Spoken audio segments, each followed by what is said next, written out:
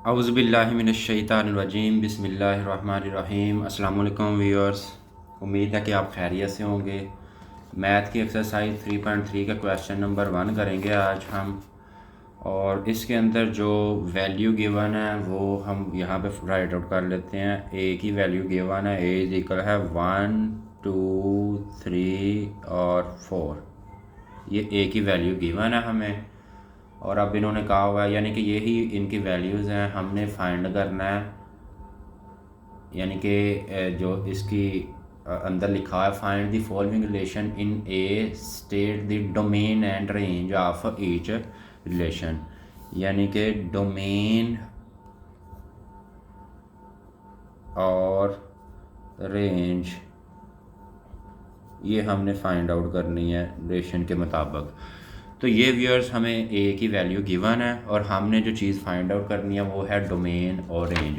Part number 1 की जाने बढ़ते हैं। तो पार्ट नंबर 1 में जो हमें फाइंड आउट जो हमें सेट दिया गया वो है X Y where Y is equal X के है। तो यानी कि एक्स और वाई हमने मतलब करने के इनकी डोमेन और रेंज फाइंड करनी है। एक्स और वाई रिलेशनशिप में वेरिएबल्स हैं और वाई जो है वो एक्स के इक्वल है। ये मेन हमें देखने वाली चीज़ है। तो पहले तो मैं इसकी ग्राफिकल रिप्रेजेंटेशन कर देता हूँ कि असल में ये किस तरीके से ग्राफ इसका बनाया जाता है। तो क्योंकि उसके ज़रिए से हमें समझना इसको आसान होगा। तो ये व्यूअर्स हम इसका यहाँ पे ग्राफ ड्रा करेंगे। ये ग्राफ ड्रा हो गया। अब इसके अंदर हमने एक्स और वाई, क्योंकि दो वेरिएबल हैं एक्स और वाई, इस लाइन को, ये जो एक्सिस होती है ये एक्स एक्सिस होती है और ये वाली एक्सिस वाई एक्सिस होती है।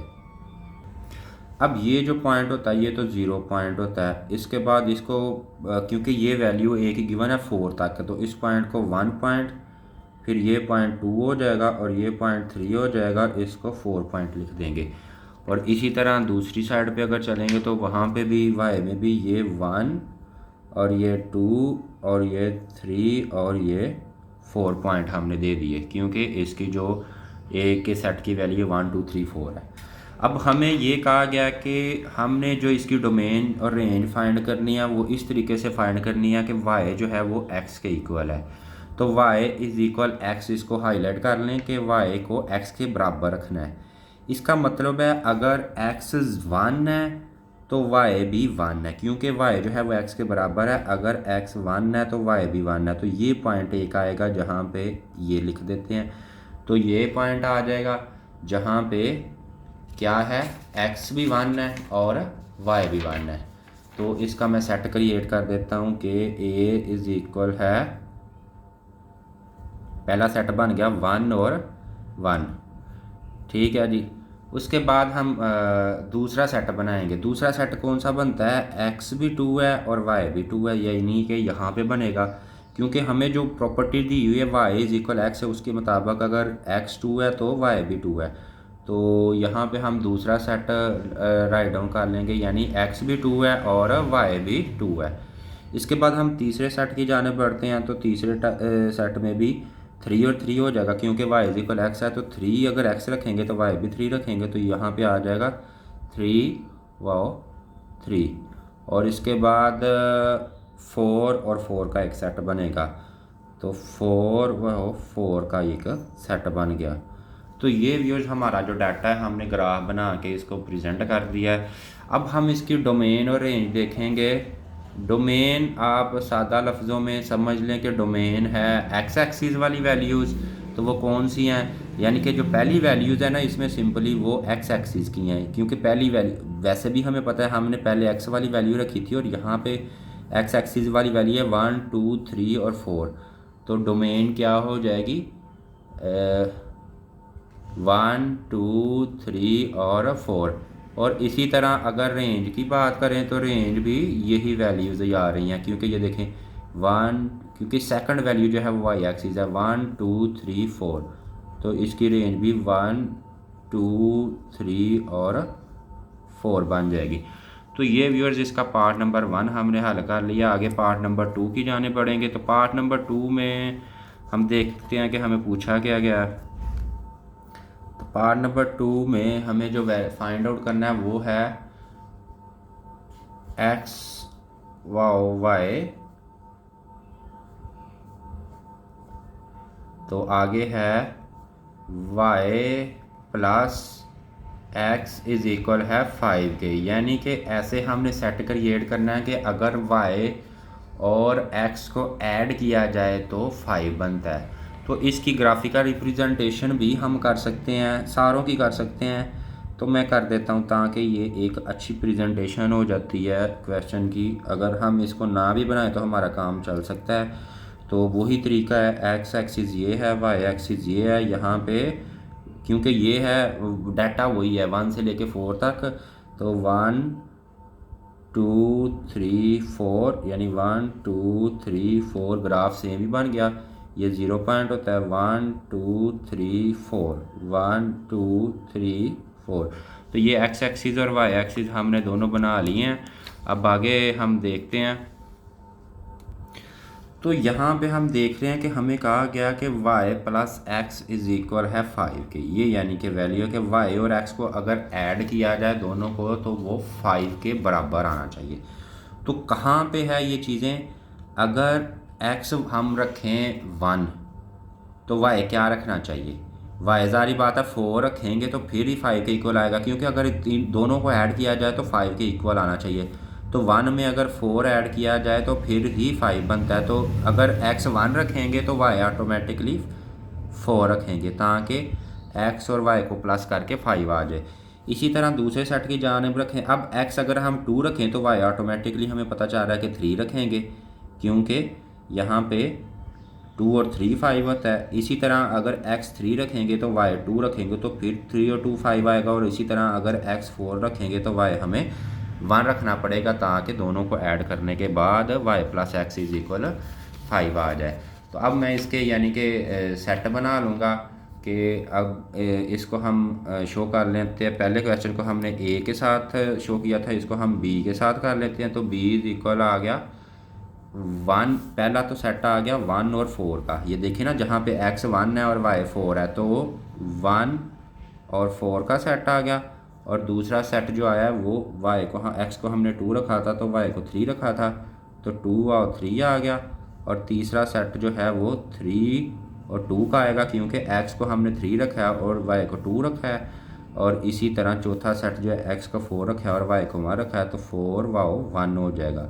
तो ये व्यूअर्स इसका सेट हो गया। अब इसकी भी डोमेन और रेंज फाइंड करेंगे।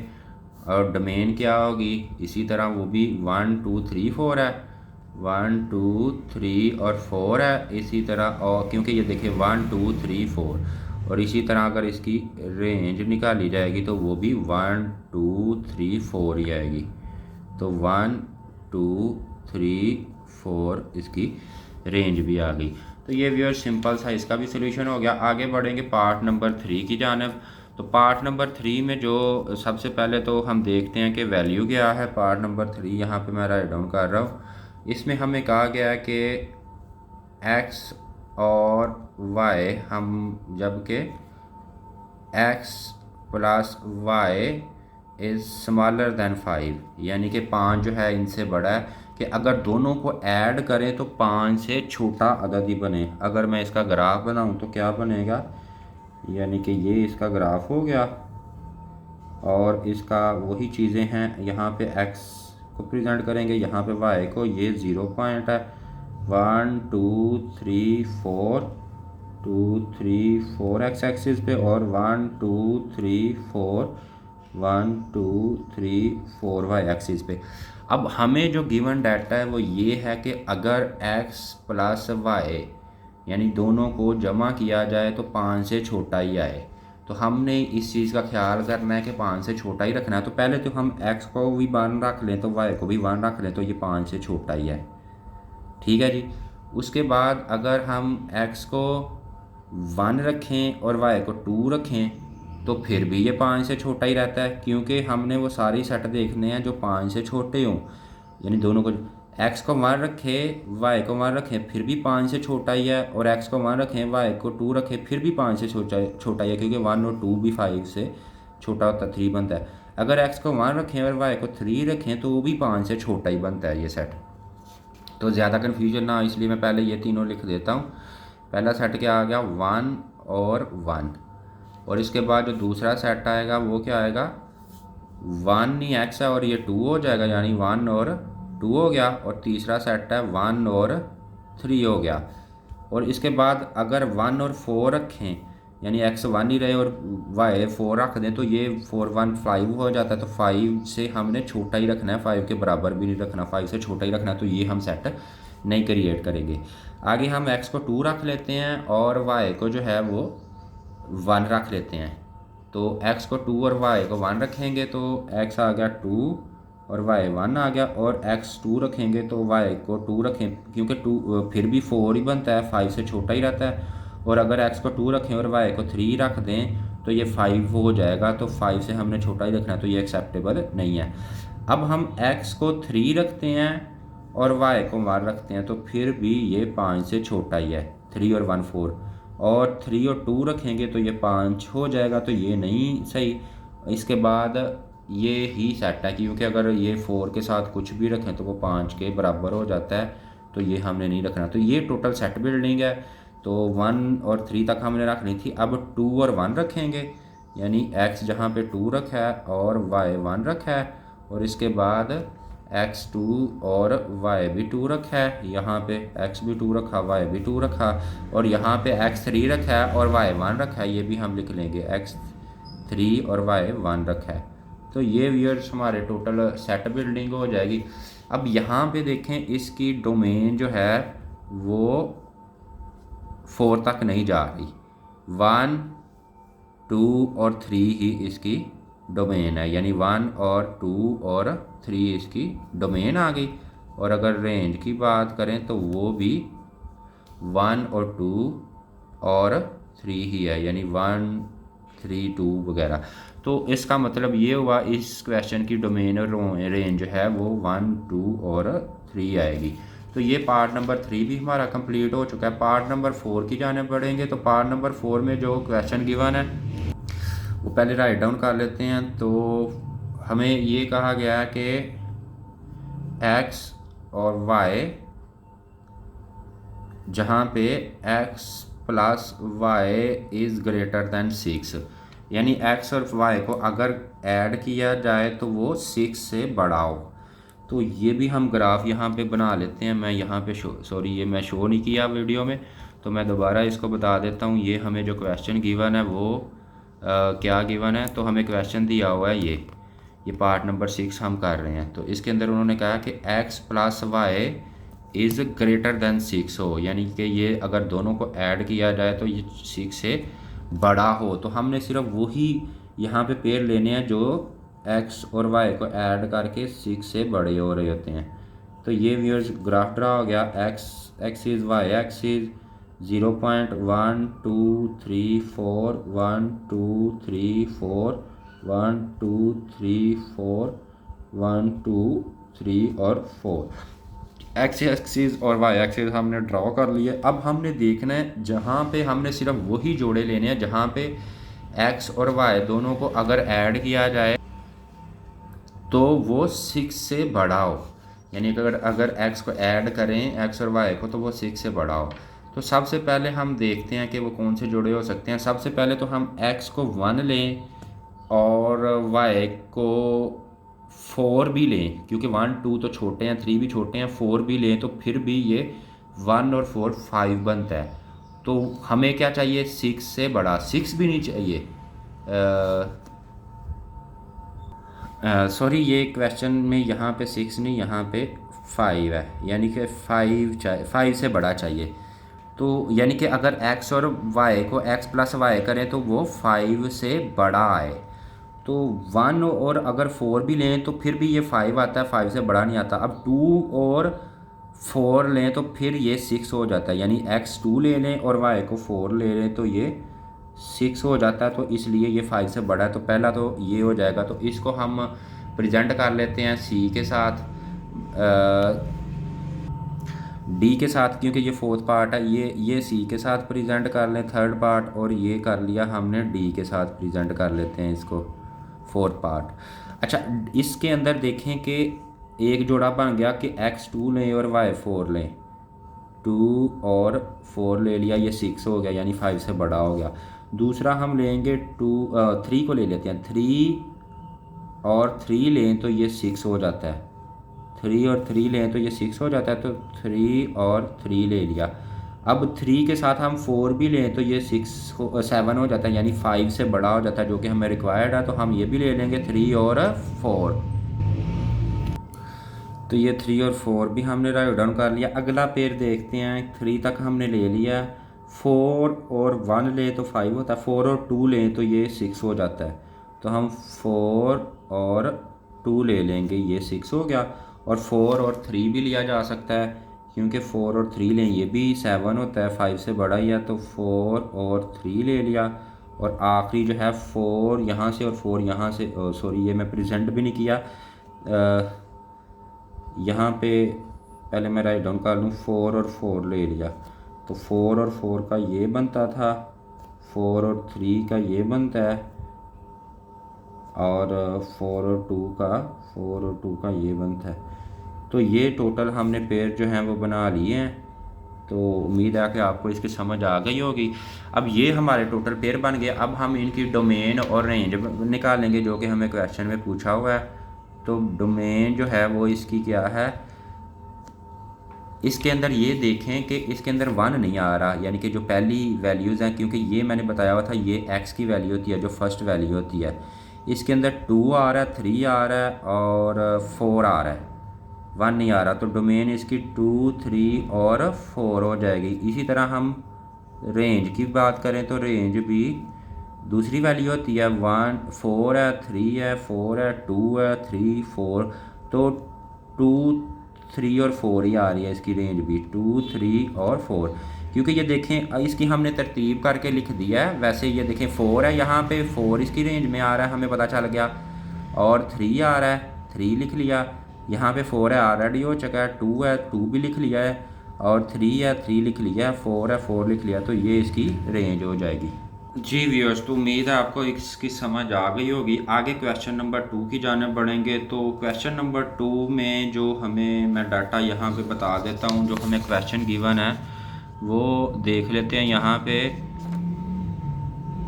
तो ये जो क्वेश्चन है ये ऑब्जेक्टिव टाइप क्वेश्चन है। तो इसमें हमने पूछा क्या गया, which of the following diagram represent function and which type, यानी जिसके अंदर फंक्शन पहले तो कोई लग रहा है वो बताना है, और कौन सा फंक्शन लग रहा है वो भी बताना है।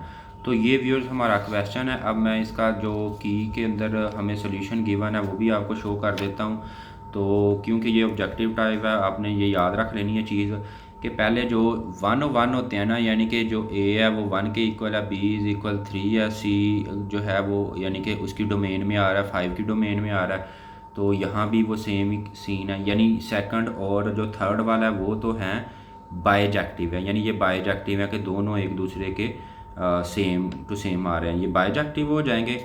और जहाँ पे जो पहला है ये इसके अंदर कोई भी फंक्शन रिप्रेजेंट नहीं हो रहा, क्योंकि इन केस ये देखें पार्ट नंबर 4 के अंदर आप देखें कि यहाँ पे जब डोमेन समझ लें ये जो है ये इससे बड़ा है, मतलब इसके अंदर कोई वैल्यू जो है वो खाली जा रही है, तो ये होता है इनटू, यानी कि इंजेक्टिव हो जाता है फंक्शन, इनटू फंक्शन जिसको कहा जा रहा है। और ये एक ये होता है कि इस तरफ कोई वैल्यू खाली होती है तो उसको सरजेक्टिव फंक्शन कहा जाता है। तो वो यहाँ पे गिवन नहीं है, यहाँ पे सारी वैल्यूज़ को एक दूसरे के साथ एरो में फैक्टर किया गया है, लेकिन ये खाली कोई भी नहीं है, तो इसके अंदर कोई भी फंक्शन प्रेजेंट नहीं हो रहा। जबकि इसके अंदर एक वैल्यू, जहाँ पे अगर वैल्यू खाली है तो सादा लफ्ज़ों में समझ लें कि ये इनटू यानी कि इंजेक्टिव फंक्शन होता है, और अगर यहाँ पे कोई वैल्यू खाली हो तो वो सरजेक्टिव फंक्शन होता है।